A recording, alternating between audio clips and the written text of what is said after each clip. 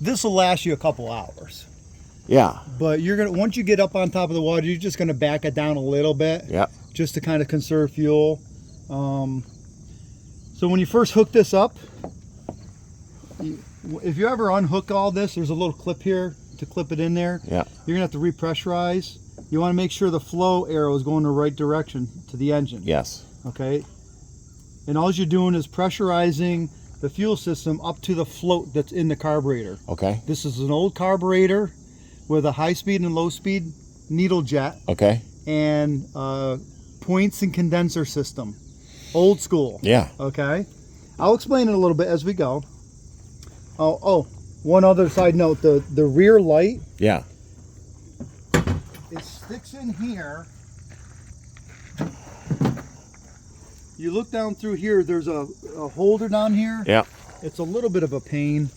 You stick it down in there. Yes, yes. There's a holder down there, and then underneath there's a plug. You can plug it together. Very good. Okay. So every time the key is on, okay, so this key, it's not really an on-off switch. Okay.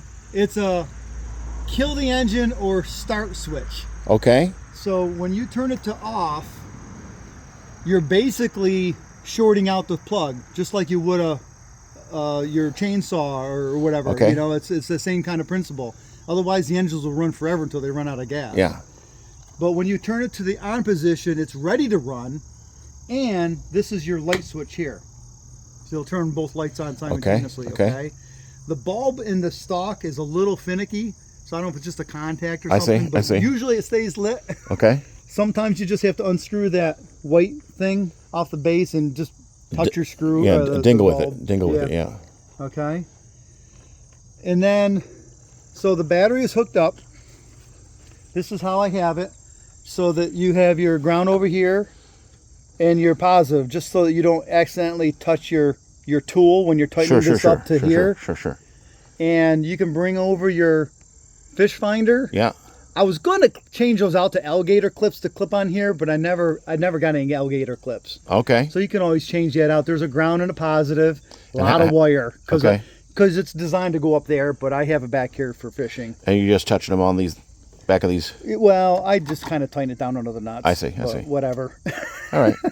Yeah. You have to have a bail bucket too for safety. Sure you do. Yeah. Okay. Okay. So, or anchor and rope long enough to anchor, bail bucket, horn, whistle. Yeah. Yep. All right.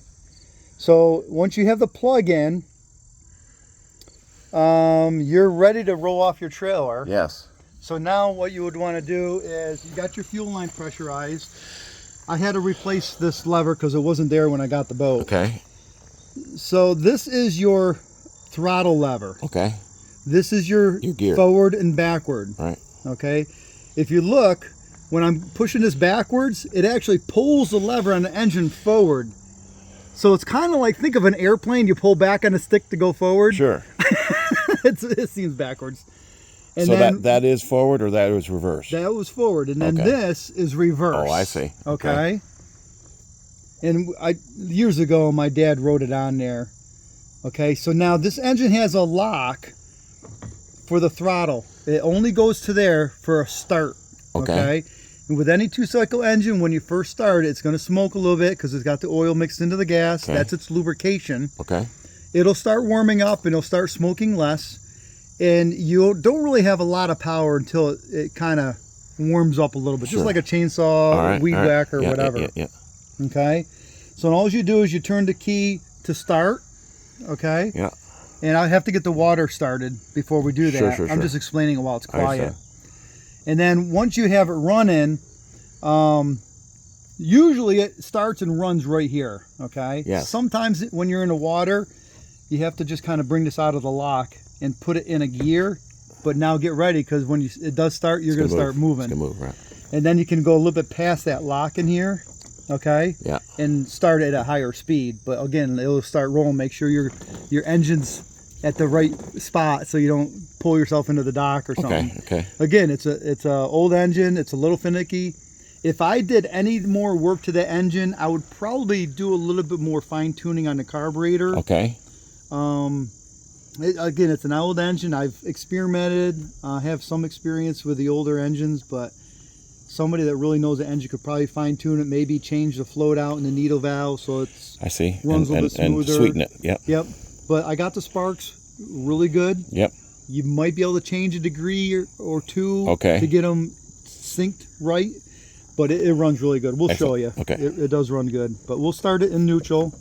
Oop, I got to put it down. This has to be down before you can go into neutral. I see. Okay. Only when it's underway will you be able to gas up. Yep. So it's a little bit of getting used to it. Okay. Okay. It does have to be down here for it to go into neutral. Okay. Okay. So that's that. Now let me talk to you about the engine itself. Yeah.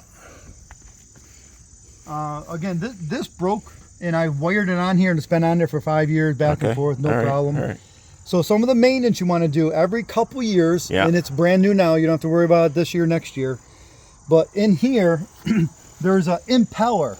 Yes. That needs to be replaced, because even if you don't use the boat, the little fins, they develop a curved memory, because as it spins around, it pushes water up into the head. Okay. So just over time, they develop this memory, and they don't create that pressure to cool the head. And you'll see by the way that it spits that it's not you're losing pressure. Right. Yep. It'll spit out a little bit. Yep. So your exhaust is down in here. Okay. Every year there is. Here, let me show you this. I'm going to tip it up here. Okay. Underneath here, see this lever? Yes. You push down. Whoop! Don't push on the boat. Oh, sorry. It's pretty balanced. You just bring it over to that catch right there. Yes. And now the engine is not locked in the down position. Okay. So I'm going to lift it up. And once it's up, you can push this pin. There it is. Okay. And hold it in place. That's just a temporary pin for travel, which we're going to do when we travel. All right. Is on this side. We're going to spin this all the way in. And that'll give it the big lock. And you have to find the little hole a little bit. Yeah, okay. And then we're going to lock it to this right up in here. All right. That's for travel. And you're always going to have it down on its side because it'll go one way or the other anyway. I see. Okay? So you're going to turn the wheel to get it to its side. Yep, but not right now. All right. Okay. Okay, on here, every year, under here, there's a flathead screw. Yeah. That's where you drain out the gear oil. Okay. Every year, because it does get water in here. Okay. And then open that up. And that's your fill. To let the air out, to let the air in as you're draining. Okay. And then fill it. It's got to be the 90 weight gear oil. Okay. Okay.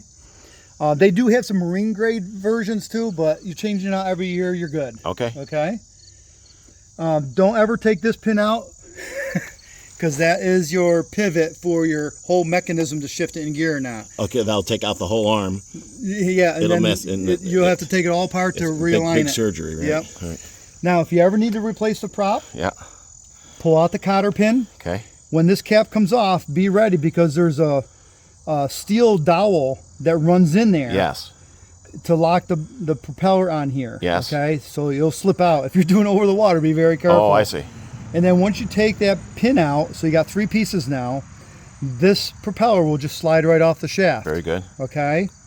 It doesn't require any maintenance. Yep. This propeller does not have like a shear pin like the newer ones. Okay. This one actually has a compressed bushing in the back. All right. That over time they get bad. I bought this one with a new one because you can't get them new. They're used. Okay. Okay. So I think the guy charged me like $50 or something for this. It was just off his junk pile. Did you have to replace the bushing or anything, or no? You can't. Can't. Yeah, he explained to me that this machine compresses this thing in, and it just was what they did years ago. I see. So don't hit anything with this. All right. So the only time you're going to change it when it's visibly damaged. Yep. Yep. Yeah, because what happens if it dry rots enough, and it did look good when I put it on there. Okay. So I just don't know how long it would actually last. But if it dry rots, you kind of lose the direct drive. You'll still be able to motor around on idle and stuff like that. Oh, I see. That's what happened to us.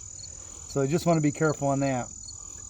To replace the impeller, there's these 6 screws or bolts you got to take out of here. Okay. And it's a little hard. Don't bend anything. You don't need these. It's the upper ones. Okay? Because it's right in here. You're going to take this down very carefully, but The tricky part is in here. Yes. You have to open this up and disconnect the linkage that shifts the gears. Okay. And you got to be very careful. The little flathead screws in there. Just undo the bottom one or the top one, and the shaft will come out with a lower unit. Okay? So the whole bottom will come out. Yep, the whole bottom will slide out. So it's just a matter of watching what you're doing. All and being right. very careful. The tricky part is to line that rod back up with the coupler that's right there. Okay. Very tricky. All right. A little plier, and you need a nose. You All can't right. get your fingers in there. Okay. Very dumb design, but I've done it twice already. All right. Okay. And you're saying the impeller needs it how often, and when do you know? Well, you really don't need to do anything with this, but the gear you want to change every season. Okay. Yes. Yep. Yes. You're actually better to change it out in the fall. Okay. So I mean, I've run this just this last week, Yes. but not a bad idea to change it out and put fresh in there, just so you don't have water in there through the winter. Oh, for the oil change. Yeah. Yeah. Okay. And then, but up here you say there's an impeller up here. Yep.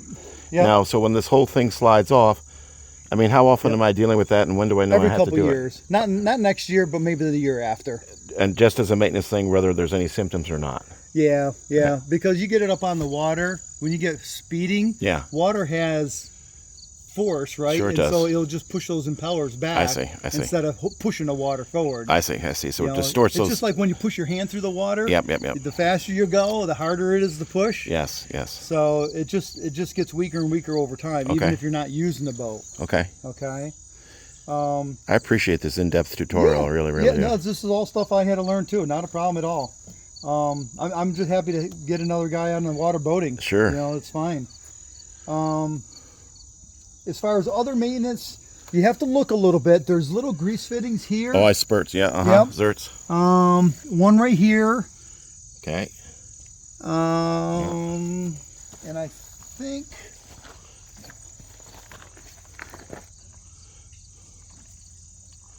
maybe that's it. I do spray some things, Okay. you know, with just some penetrating oil, white lithium or whatever. That's probably it for maintenance, okay? Okay. So I'm going to drop the engine back down. All right.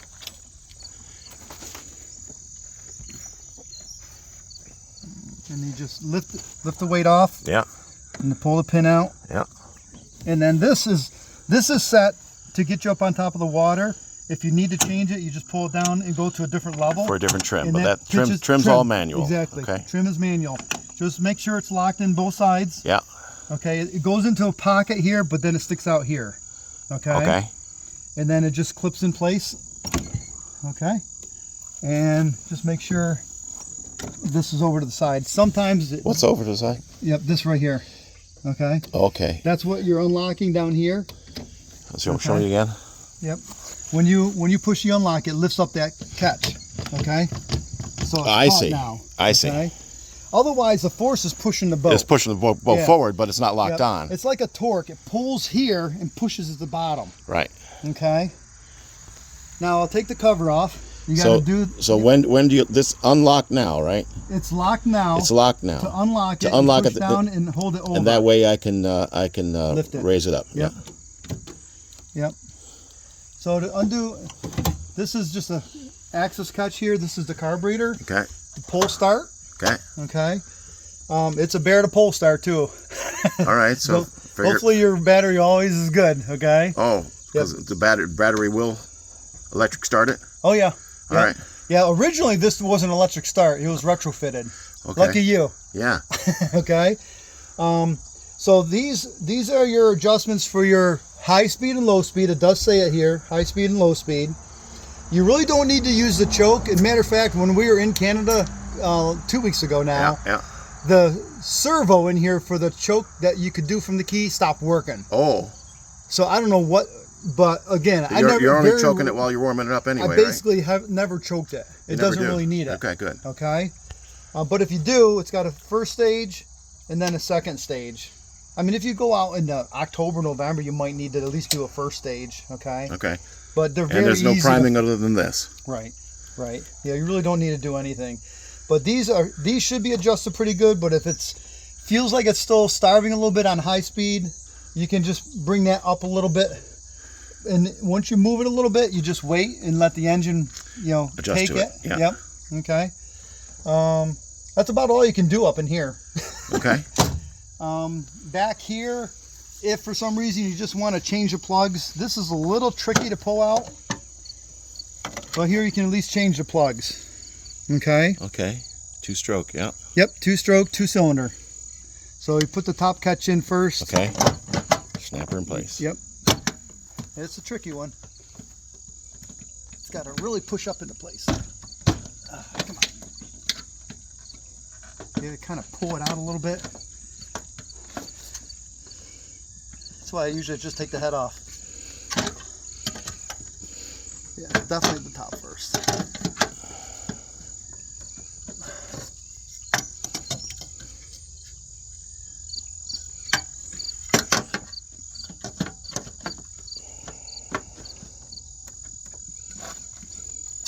Come on, get in there.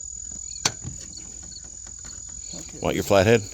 No, I got the Phillips anyway. There it is. There we go. Okay, so I'm going to take the top off. Okay.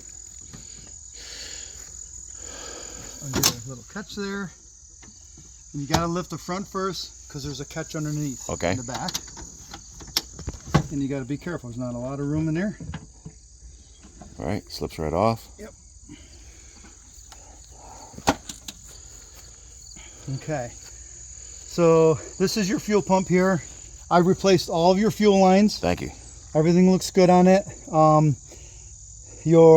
These are your cutoff lines to short it out at the key. Okay. Okay. If you ever need to check your points, you know how you do that with the feeler gauge in here and stuff? Yes. You can take this off. This is important to know so you don't take off too much. Okay. This screw and one screw here. Yes. Just the flathead ones. Okay. And then this screw Yeah. and this screw. Right. This will slide off of this pin. That helps release It'll the slide pressure. right out of here. It'll slide off of this pin right here. Okay. And what this is your compression release for manual starting. See how that works? Oh, I see. Okay. And then this one screw right here. Yeah. And this has a shoulder on it to allow this to pivot. This is your hole shot feature, which when you throttle up, it pops this down to give you a hole shot to get out of the water quicker. Okay. Now, a whole shot means just a that's lot what they call of fuel to get out of the Okay, water. A lot of fuel. Okay. They call that the hole. Okay.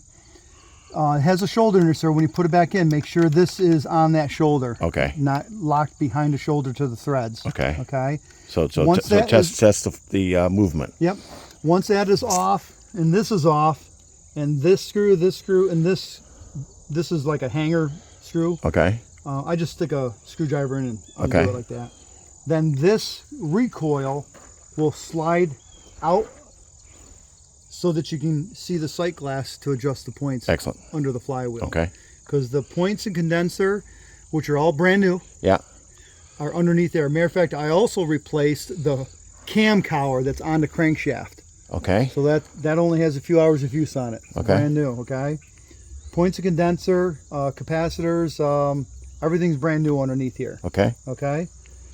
The only thing you may want to have replaced at some point, these were replaced about 5 years ago. I think they're still good, but the boots, I think you can just replace the boots. I've noticed them just starting to crack. Yeah. Yeah. Yeah. Okay? I haven't noticed it bleeding any spark out of here. Oh, you probably want to change these plugs every year. Okay. Okay? Sure. And I have the part numbers and stuff like that for you too. Just because high compression engines, they just go through plugs. Okay? Not a bad idea to always have a spare set in your tackle box too. Okay. All right. All right. And the right wrench to change them out. Okay? Yeah. This feature here, this was something that they put on years ago in case you broke your prop and the engine went to like out of control speed. Okay. This would actually cut off one of the cylinders. It's what they call a cutoff switch. Okay. I wasn't 100% sure it was working right because it works off of vacuum. When it senses there's a lot of vacuum in the carburetor, Yes. it'll shut it off. And I had a problem with one of the cylinders not firing. Yes. And that's when I found out that one of the circuits on the coil was bad. So I replaced both coils in here as well. Oh boy. Okay. Okay. So at the meantime, I just replaced this and just added it to the switch, so it kills both cylinders at the same time. I see. So Okay. this is an override of your kill switch. Yep. This is the no, this is the override of the Of the too much pressure for the cutoff switch. Okay. Right. So the cutoff switch, it may or may not work. I don't know, but you wired this in as your kill switch. Right, because originally they only put one wire to the switch to cut off one cylinder. Oh. And it would basically stall out because it can't run on one cylinder at low speed. I see. Okay. So I basically put both cylinders into the key to cut off simultaneously to kill it. Again, I couldn't mess with it. I just knew I was missing a cylinder and I just bypassed it. Okay. That's a bypass. Okay. So I just hooked the two wires together. Okay.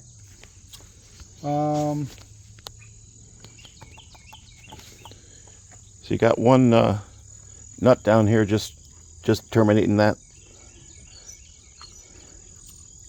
This one here. Okay, so this was actually to I forget what it was. There was something else you can add onto this engine, but that went to it, and I just wire nutted it. Okay.